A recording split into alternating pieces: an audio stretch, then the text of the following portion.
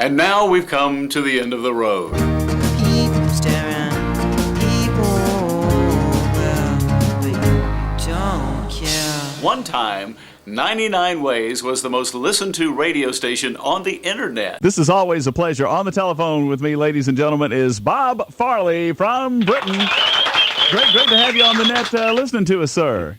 This is quite an unusual event. A guy who owned a local internet service contacted me and said, hey, we want to play 99 Ways on the internet. Now, back then, this was 1998, there were no rules for internet broadcasting. If you just wanted to hook up a stream and play it, you did. So as happens with internet broadcasting, the guy called me up and he said, look, we're like the #1 thing on Shoutcast, and the bandwidth is killing me. You got to start paying me something. I can't afford to keep doing this. So I said, let me talk to management. So I went and talked to Dumb and Dumber, and I said, look, you're broadcast all over the world now. 99 Ways is heard by all kinds of people, and they hear all the ads that you play. You could sell ads for the internet and make some money. They said, well, tell him to shut it down. Oldies 99 Ways, 6:05, the final edition of the Bill Elder Morning Program. I just wish I had something planned. I don't know what we're going to do. I'll figure out something. So I got called into the general manager's office one day after my air shift, and the conversation began with these exact words.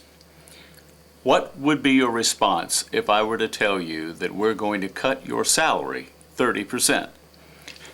And I said, well, you better find somebody to work tomorrow morning because it's not going to be me. Final edition of the Bill Elder Morning Program. Elder. Hey. Otis Hughes. Oh, yes. Boris, out of your past, way back there, I want to find out what year was it that you came? 1982 to FM 99. No, it was earlier than that. I remember you came up in your Cub Scout uniform. I believe that was 1970. It was right after the war. That's when the World War I. Get on the bed, Bill Georgia, with Bill Elder. Doors. Oldies 99 Ways. Anybody got a match? What I did was I made a deal with them, and I said, look, I'm not going to do anything else but a morning show. I'll take your salary cut, but I'll continue to work. And when I walked out of that office, I remember thinking, this gig is over. Hey, I haven't had this much trouble getting through to on a radio station since they ran those internet photos of Dr. Laura. Hey, I just want to call and thank you for all the help you had given the Cardiac Cafe in its formative years. Oh, man. That first year when Blake Clark came into your studio. Isn't that and almost drove us all off the radio? So the day came for me to hand in my 2 weeks' notice. The minute I did, it was all over town. Suddenly, Bill Elder was leaving radio. I don't know how they got my number, but a good reporter friend of mine, Skippy Davis, called me here, and she said, I hear you're leaving. Yes, I'm leaving. And she said, well, let's talk about this a little bit. What are you going to do on your last show? Good morning, Bill. Hey! How you doing, Is this buddy? Jeffrey Henderson? Yes. What's going on, man? I feel like I'm a part of history. Well, you are. Well, I mean, the last episode of MASH, last Seinfeld, That's true. the last My Mother the Car, it ranks right. And what's funny is we can barely even repeat the things we used to do. We can't barely even. We can't repeat the things we used to do. It'll be like a regular show, and it'll be funny. It'll be like it always is. I just won't be there on Monday. She said, you can't do that. Give our president a call, find out what's going on with him. He's in constant touch with the American people.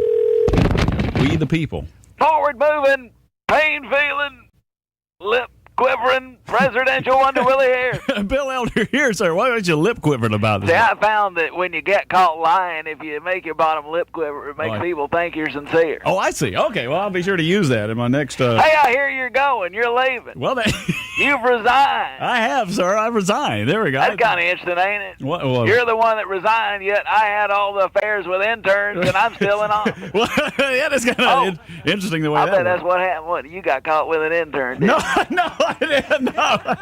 And she said, you owe it to your listeners to give them a chance to say goodbye. They've stuck with you for 30 years. You should at least let them know what you're doing. Bill, you are a living legacy to Middle Georgia. Now, that's what they tell people right before they pass away. That's right. And he was a good old boy. Well, Bill, please receive and hear the benediction. Now may the road rise to meet you. May the wind be always at your back. May the sun shine warm upon your face and the rain fall soft upon your fields. Did you say may the wind always be coming out of my back? Not a problem. We're gonna pitch you. Frank Malloy, my friend for years, he did sports on my morning program when I first went over to FM 99 and has now become the premier anchor here in the Mid-State. I remember you. I actually heard about you before I ever met you because I remember you invented a nickname for me. I did.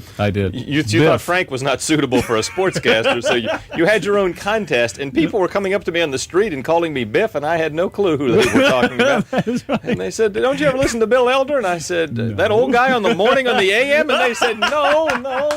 But what he did that really touched me was he put together a great going-away package that played that evening on 13 Eyewitness News. Oldies 99 Ways, the midnight hour. It's Will to Pickett. Good morning, the Bill Elder program, final show. It really doesn't seem possible.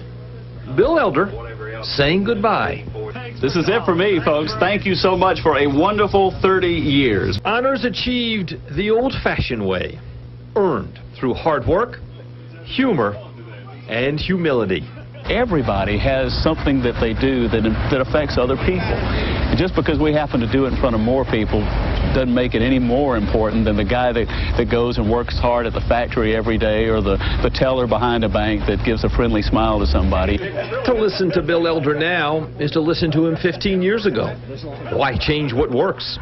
A dash of daring, a sprinkle of satire, and a lot of laughter.